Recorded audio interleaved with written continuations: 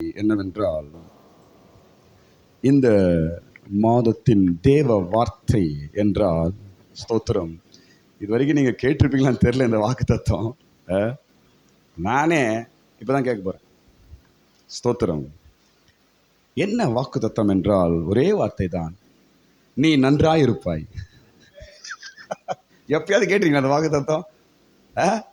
சொல்லுங்க சொல்லுங்க.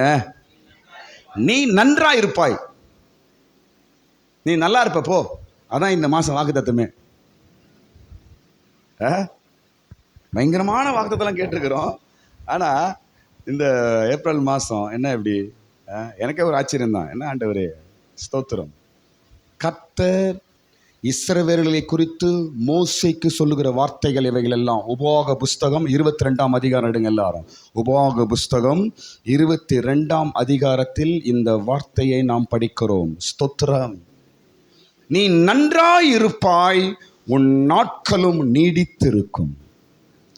22ஆம் அதிகாரம் 7ஆம் வசனத்தில் அந்த வார்த்தை எழுதப்பட்டிருக்கிறது. உபாக புஸ்தகம் 22ஆம் அதிகாரம் 7ஆம் வசனத்தில் அந்த வார்த்தை வாக்கு தத்தம் இருக்கிறது. நீ நன்றாய் இருப்பாய், உன் நாட்களும் நீடித்திருக்கும். அந்த லைன் மட்டும் எல்லாரும் படிங்க, எல்லாரும் படிங்க.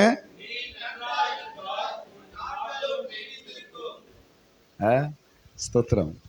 இப்படி நல்ல நல்ல வாக்குத்தத்தம் வந்தால் ரொம்ப சந்தோஷம். அப்படி கொஞ்சம் அப்படின்னு வந்தால் உடனே அப்படி இருந்தேன், உடஞ்சி போயிட்டு நான் நடக்க போதோ, ஐயோ. ஸ்தோத்திரம். என் வாக்குத்தத்தம் எப்படி வந்தாலும் அதை நன்மையாய் முடிவு செய்கிறவர் இயேசு தான். நாம் ஏன் கலங்க வேண்டும்? ஸ்தோத்திரம். நீ நன்றாய் இருப்பாய். ஏப்ரல் மாதம் கடவுள் ஒரு வாக்கு கொடுத்து அனுப்புறாரு, நீ நல்லா இருப்ப போ. மனுஷன் 1000 சொன்னதை கேட்டிருக்கிறோம். ஆனால் நீ நல்லா இருப்ப என்று சொன்னது, இயேசு சொன்னதை நீ தான் கேட்குறோம். நீ நல்லா இருப்ப, நீ நல்லாவே இருக்க மாட்ட அப்படின்னு எத்தனை பேர் சொன்னாங்க?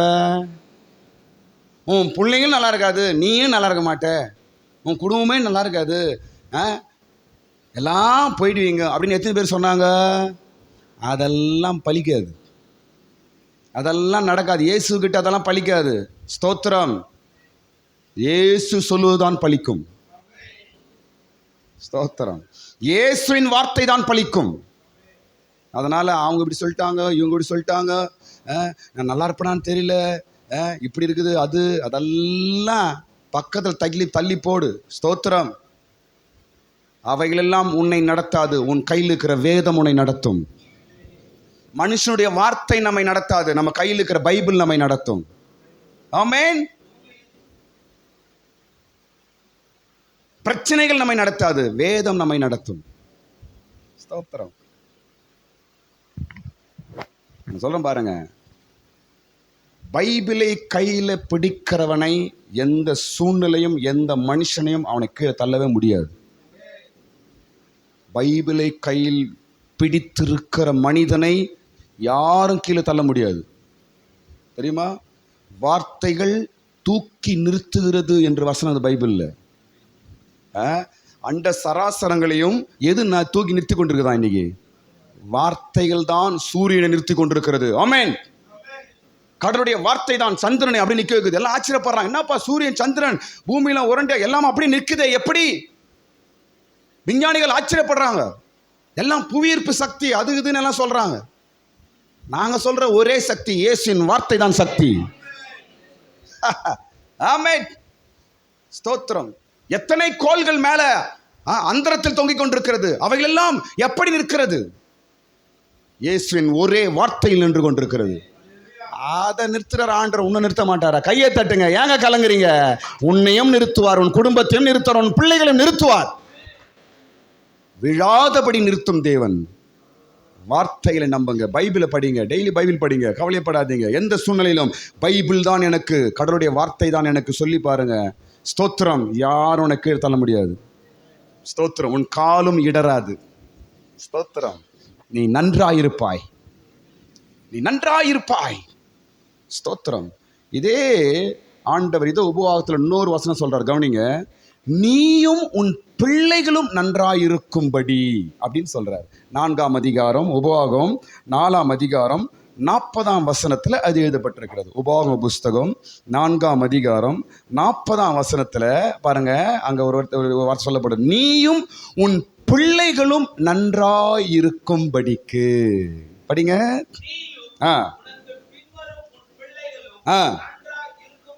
போதும். நீ மாத்திரம் இல்லை, உன் பிள்ளைகளும் நல்லா இருப்பாங்க. கடவுளுடைய வார்த்தை தாங்க. ஸ்தோத்திரம். நீயும் நன்றாயிருப்பாய், உன் பிள்ளைகளும் நல்லா இருப்பாங்க. நல்லா இருப்பாங்க. பிள்ளைங்களை குறித்து அநேக கவலை. நல்லா இருப்பாங்க. போங்க. ஸ்தோத்திரம். நீ பைபிளிலிருந்து ஆண்டவர் மோசேக்கு பேசுனது போல கர்த்தர் உன்னோடு பேசுகிறார். நீயும் நன்றாயிருப்பாய், உன் பிள்ளைகளும் நன்றாயிருப்பார்கள். ஸ்தோத்திரம். நீயும் உன் பிள்ளைகளும் நன்றாயிருக்கும்படிக்கு என் கட்டளையை கீழ்ப்படி, என் கட்டளையை கேள் அப்படின்னு சொல்லப்படும். படிங்க அந்த வசனம், சீக்கிரம் படிங்க. அதே வசனம்.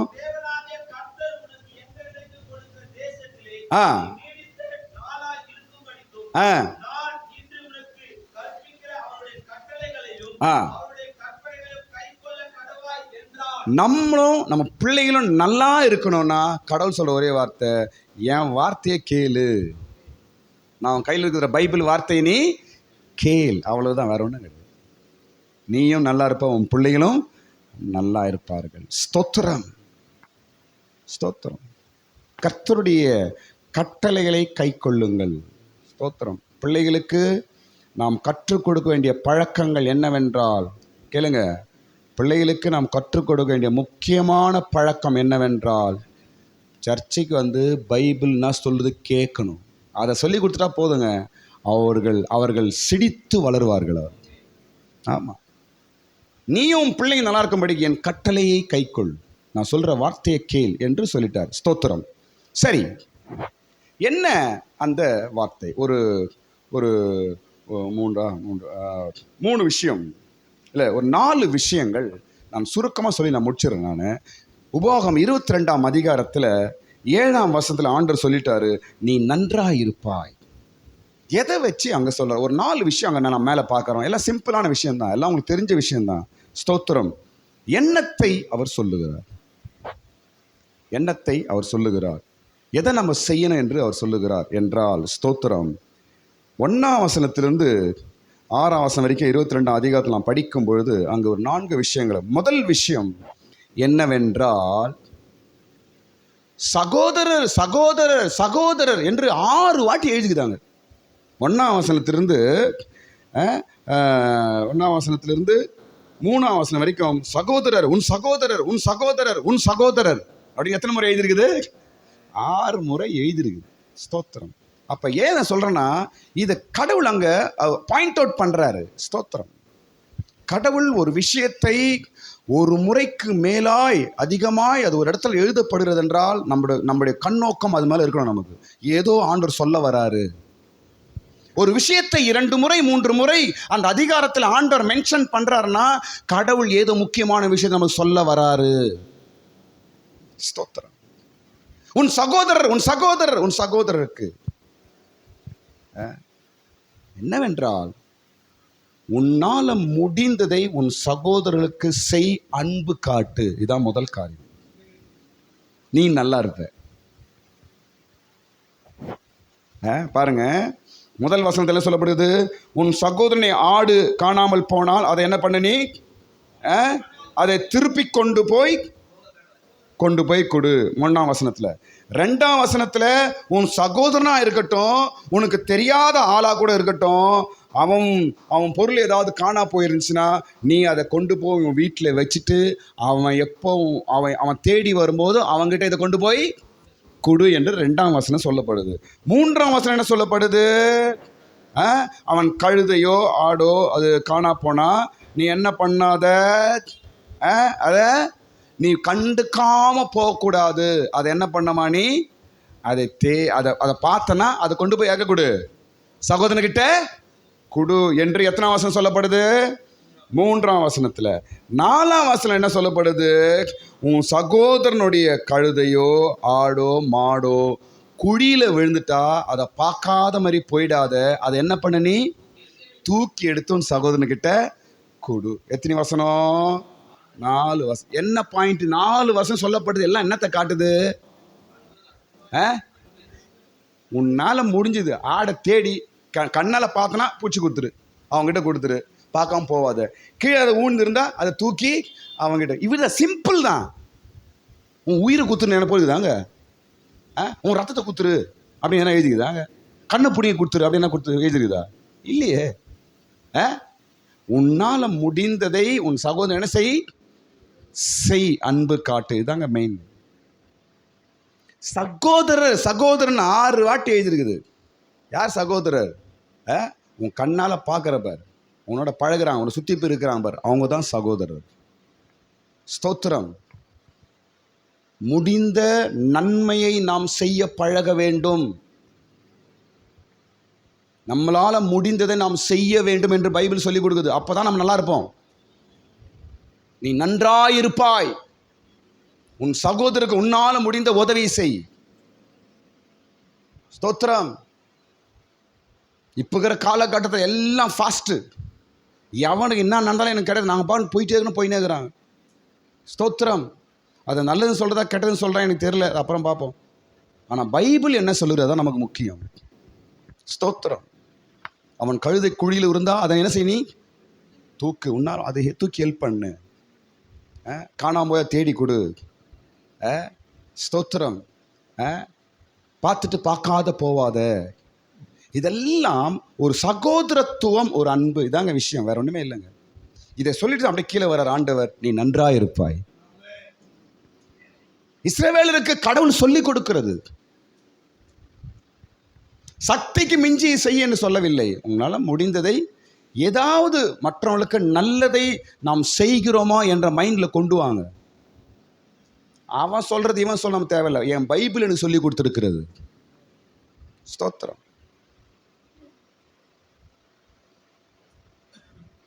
ஒரு கண்ணத்தை அரைஞ்சா இன்னொரு கண்ணத்தை காட்டு என்று இயேசு சொல்லிட்டார். அது அடுத்த விஷயம்.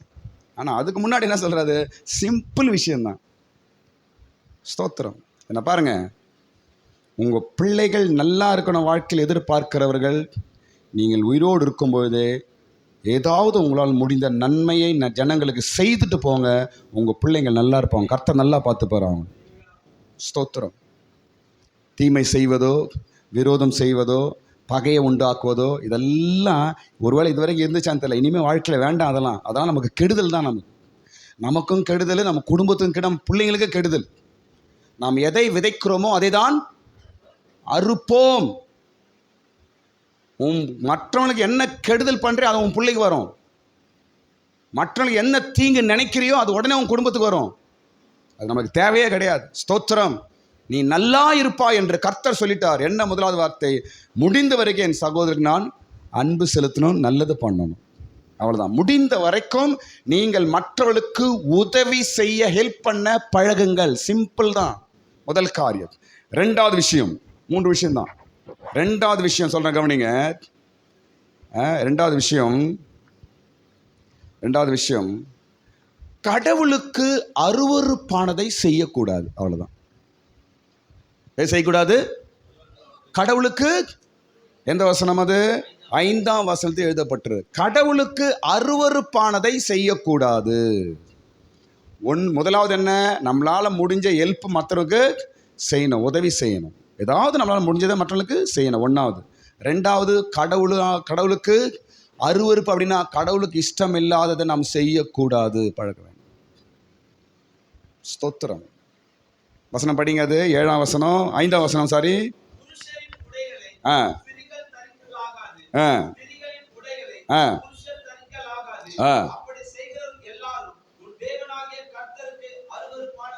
அருவருப்பானவர்கள் பேசிக் தான், ஆனால் பெரிய விஷயம் அது. ஸ்தோத்திரம். இன்னைக்கு ஆம்பளை ட்ரெஸ் பொம்பளை போட்டுக்கிறான், பொம்பளை ட்ரெஸ் ஆம்பளை போட்டுக்கிறான். ஃபேஷன்ன்றான், ஊரை நாரடிக்கிறான். ஆனால் பைபிள் எத்தனையோ 1000 ஆண்டுகளுக்கு முன்பாக எழுதப்பட்டு அப்படிலாம் போடக்கூடாது. இது கடவுளுக்கு இஷ்டமே கிடையாதான். ட்ரெஸ்ஸை மாற்றி போகிறதே கடவுளுக்கு இஷ்டம் இல்லையா? பார்த்துங்க. அப்போ இதெல்லாம் நம்ம யோசிக்கணும். இது கடவுளுக்கு அருவருப்பு. கடவுள் எதையும் அருவருக்க மாட்டாருங்க. எல்லாவற்றையும் மன்னிக்கிறவர், நேசிக்கிறவர். அவரே அருவருப்பு என்று சொல்றாருன்னா அப்ப எவ்வளவு பெரிய விஷயமா இருக்கும் அது பாருங்க. இன்னைக்கு அது உலகத்துல சாதாரணமா போயிடுச்சு. இன்னைக்கு ஸ்தோத்திரம், அது பக்கத்தில் இருக்கட்டும். ஆனால் நமக்கு என்ன பாயிண்ட்டு? கடவுளுக்கு இஷ்டம் இல்லாத அருவருப்பை நான் செய்யக்கூடாது. அதான் மெயின் பாயிண்ட். ஸ்தோத்திரம். பொய் சொல்வது கடவுளுக்கு இஷ்டம் கிடையாது. கெட்ட வார்த்தைகள் பேசுவது கடவுளுக்கு இஷ்டம் இல்லை. ஏமாற்றுவது கடவுள் இஷ்டம் இல்லை. ஸ்தோத்திரம். வார்த்தையில் மாற்றி மாற்றி மாற்றி பண்ணுவது கடவுளுக்கு இஷ்டம் இல்லை. இதெல்லாம் கடவுளுக்கு இஷ்டம் இல்லாததை, அருவருப்பை நாம் செய்யாமல் ஒதுக்கி வைத்தால் நாம் நல்லா இருப்போம். ரெண்டாவது விஷயம். மூன்றாவது விஷயம், நான் மூன்றாவது சொல்லி முடிச்சிடுறேன். மூன்றாவது விஷயம் என்னவென்றால் பிரிக்கிற வேலையை நம்ம செய்யக்கூடாது. என்ன செய்யக்கூடாது? எந்த வசனம் அது? 6, 7 வசனம் படிக்கும்போது மனுஷங்களை பத்தி சொல்ல, குருவியை பத்தி சொல்றாரு. பறவைகளையும் அந்த குஞ்சியும் என்ன செய்யக்கூடாது? நீ பிரிக்காத. அப்ப பறவைகளுக்காக கவலைப்படுறாரா கடவுள்? இல்லை, நமக்காக தான் கவலைப்படுகிறார். அப்ப இந்த விஷயம் யாருக்கு? பறவைகளுக்கு அல்ல, நம்மளுக்கு தான். ஸ்தோத்திரம். தாய் பறவையும் குஞ்சும் இருக்கும்போது அதை என்ன செய்யாத? நீ பிரிக்காத.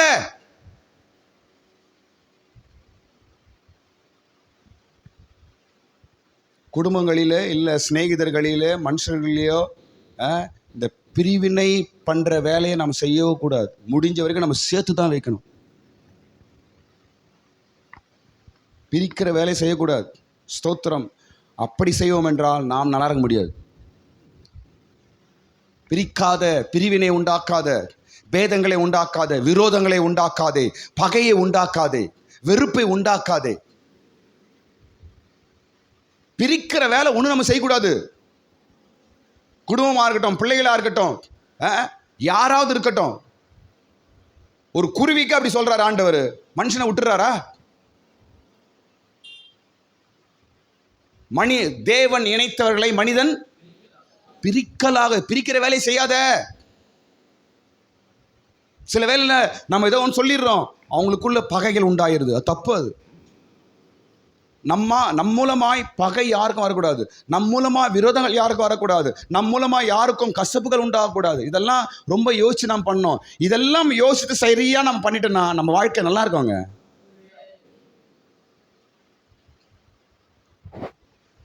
செய்யறதெல்லாம் மற்றவர்களுக்கு விரோதமாய் கெடுதலும் நம்ம செய்வான் ஒரு மனிதன் செய்வான் என்றால் அவன் எப்படி நல்லா இருப்பான்? கடவுள் எப்படி பார்த்துன்னு இருப்பார்? அது நிச்சயமா நல்லா இருக்க முடியாது. வார்த்தையினாலேயோ, எண்ணங்கள்னாலேயோ, பேச்சினாலேயோ, எதனாலேயோ மற்றவர்களுக்கு நம்ம கெடுதலும் விரோதத்தையும் பகையும் உண்டாக்கி நான் நல்லா இருப்பேன். ஒரு பழமொழிக்குது, நெருப்பு கொளுத்தி அது என்ன பண்ணுவாங்களா இவங்க? அனல் காண்பாங்களாம். அப்படி பார்க்குற ஒரு மனுஷன் வாழ்க்கை இருந்தா அவன் குடும்பம் பிள்ளைங்க நல்லா வைப்பார கடவுள்? கொஞ்சம் பேருக்கு உலகத்தில் இதே வேலை. அவங்க நல்லா இருக்கக்கூடாது, இவங்க நல்லா இருக்கக்கூடாது. அவங்க ஒன்றா போயிடக்கூடாது, இவங்க ஒன்றா போயிடக்கூடாது. அவங்க சிரிச்சு சந்தோஷமாக இருந்துடக்கூடாது, இந்த வீட்டில் நல்லா இருந்துடக்கூடாது இவங்களுக்கு. எவ்வளோ பெரிய ஆபத்து அது. ஸ்தோத்திரம். 3 முக்கியமான விஷயங்கள். நீ நன்றாய் இருப்பாய் என்று கடவுள் சொல்லியிருக்கிறார். உன் நாட்களும் நீடித்திருக்கும். நீ நல்லா இருப்ப, உன் நாட்களும். அப்படின்னு என்ன அர்த்தம்? நீ ரொம்ப நாள் வாழ்வ, நல்ல சுகத்தோடு ரொம்ப நாள் நீ வாழ்வ அப்படின்னு ஆண்டவர் இந்த ஏப்ரல் மாதம் நல்ல ஒரு வார்த்தை நமக்கு கொடுக்கிறார். ஸ்தோத்திரம். நாம் சரி பண்ண வேண்டியது 3 விஷயங்க. சிம்பிள் விஷயம். ஸ்தோத்திரம். உலக ஜனங்களுக்கெல்லாம் கஷ்டமா தெரியும், நம்மளுக்குலாம் அது பெரிய விஷயமே கிடையாது. ஏன்? பைபிள் கையிலுது. ஸ்தோத்திரம். நம்ம ஜெபம் பண்றவங்க, பைபிள் படிக்கிறவங்க இந்த விஷயம் நமக்கு ஈஸியா பண்ணலாம், பெரிய விஷயமே கிடையாது. நம்மால முடிந்த வரைக்கும் உதவிகளை செய்வோம், உதவி செய்வோம், ஹெல்ப் பண்ணுவோம். முதல் காரியம். 2வது, கடவுளுக்கு பிரியமில்லாத அருவருப்பு நம்ம வாழ்க்கையில் வரக்கூடாது, செய்யக்கூடாது. ஸ்தோத்திரம். 3வது என்னங்க? பிரிவினையான காரியங்களை நாம் செய்யக்கூடாது. இந்த 3 விஷயங்களை நாம் கை கொள்வோம் என்றால் நிச்சயமாய் நம்மையும் நம் குடும்பத்தை கர்த்தர் நல்லா வைப்பார். உங்களுக்கு பிற்பாடு உங்க பிள்ளைங்களும் நல்லா இருப்பாங்க. ஹல்லேலூயா. இன்னும் ஒரு வசனம் மாத்திரம் உங்களுக்கு காட்டிட்டு நான் முடிக்கிறேன் பாருங்க. இன்னொரு அருமையான ஒரு வசனம் பாருங்க. நீதிமொழிகள் 22ஆம் அதிகாரம் எடுங்க. நீதிமொழிகள் 22ஆம் அதிகாரத்தில் ஒரு வசனம் படிக்கிறோம் பாருங்க. தாழ்மைக்கும் கர்த்தருக்கு பயப்படுற பயத்திற்கும் வரும் பலன். அருமையான வார்த்தை, மறுபடியும் படிக்கிறேன் பாரு, சொல்றேன் பாருங்க. தாழ்மைக்கும் கர்த்தருக்கு பயப்படுற பயத்திற்கும் வரும் பலன். இந்த 3 விஷயம் என்ன? தாழ்மையா மற்றொன்று நம்ம நேசிக்கும். தாழ்மையா நீ இருந்தாலும் இருந்து கடவுளுக்கு நீ பயப்படும் போது உனக்கு பலன் வருமா? ஸ்தோத்திரம். பலன் வரும். கடவுளுக்கு பயந்து தாழ்மையா இருக்கணும். இதுக்கு நிச்சயமாய் பலன் வரும். என்ன பலன் தெரியுமா? 3 பலன்கள். படிங்க 3 பலன்கள். நீதிமொழிகள் 22 4ஆம் வசனம். நீதிமொழிகள் 22ஆம் அதிகாரம் 4ஆம் வசனம். வரும் பலன். நீங்க தாழ்மையா இருக்கிறீங்களா? கடவுளுக்கு பயந்து நடக்கிறீங்களா? கட்டாயம் பலன் வரும். பலன் கிடைக்கும். வெறுமையா கைவிட மாட்டார் ஆண்டவர். ஸ்தோத்திரம். இன்றைக்கு 3 விஷயங்கள். உங்களால் முடிந்த மற்றவர்களுக்கு உதவி செய்யுங்க. 2வது, அருவருப்பு செய்யாதீங்க கடவுளுக்கு பயந்து. 3வது, கடவுளுக்கு பயந்து இந்த பிரிக்கிற வேலைலாம் நம்ம செய்யாமல் நம்ம இருப்போம் என்றால் கடவுளுக்கு பயந்து தாழ்மையா இருக்கிறவங்களுக்கு பலன் வருமா? என்ன பலன் வருமா? முதலாவது என்ன? ஐஸ்வர்யம். ஸ்தோத்திரம். கடவுளுக்கு பயப்படுங்க, ஐஸ்வர்யம் வரும் உங்களுக்கு. தாழ்மையா இருங்க. அகங்காரமா கொழுப்பூச்சி இருக்காதீங்க. ஸ்தோத்திரம். எண்ணமா இருக்கட்டும், இருதயமா இருக்கட்டும், சிந்தையா இருக்கட்டும், தாழ்மையாய் இருந்தா ஐஸ்வர்யம் வரும். சூப்பர்ல. இவ்வளோ நாள் தெரியாமல் போயிடுச்சு பாஸ்டர். எவ்வளோ பணம் சம்பாதிச்சுப்பேன் நான் தாழ்மையா இருந்து. ஸ்தோத்திரம். என்ன கவனிங்க, நான் இந்த பாயிண்ட் சொல்றேன் பாருங்க. தாழ்மையா இருக்கிறவர்களுக்கு ஐஸ்வர்யம் வரும். அகங்காரமா இருக்கிறவர்களுக்கு அப்படியே திருப்புங்க அந்த வார்த்தையை. என்ன ஆகும்? என்னங்க?